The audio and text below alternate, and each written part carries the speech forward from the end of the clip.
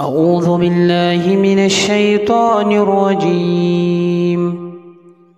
وإذا قيل لهم اتبعوا ما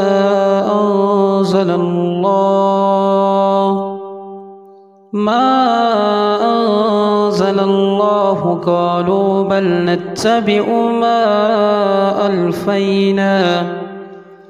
ما ألفينا عليه آباءنا أولو كان آباؤهم لا يعقلون شيئا ولا يهتدون. ومثل الذين كفروا كمثل الذي ينعق بما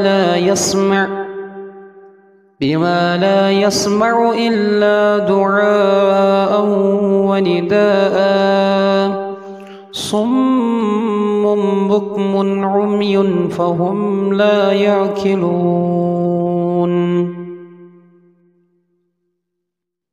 يا أيها الذين آمنوا كلوا من طيبات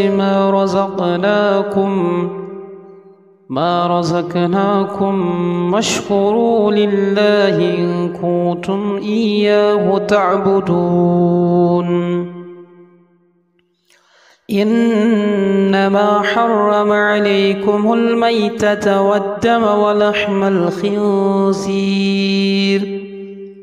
ولحم الخنزير وما أهل به لغير الله فمن اضطر غير باغ ولا عاد فلا إثم عليه إن الله غفور رحيم. إن الذين يكتمون ما أنزل الله من الكتاب ويشترون به ثمنا قليلا أولئك ما يأكلون في بطونهم إلا النار ولا يكلمهم الله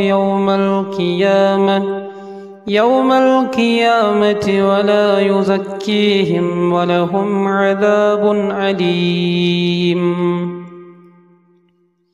أولئك الذين اشتروا الضلالة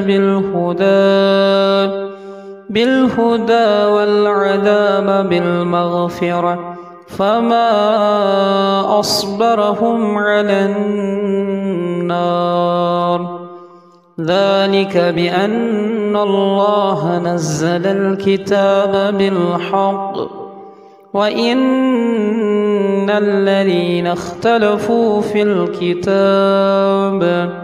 الكتاب لفي شقاق بعيد.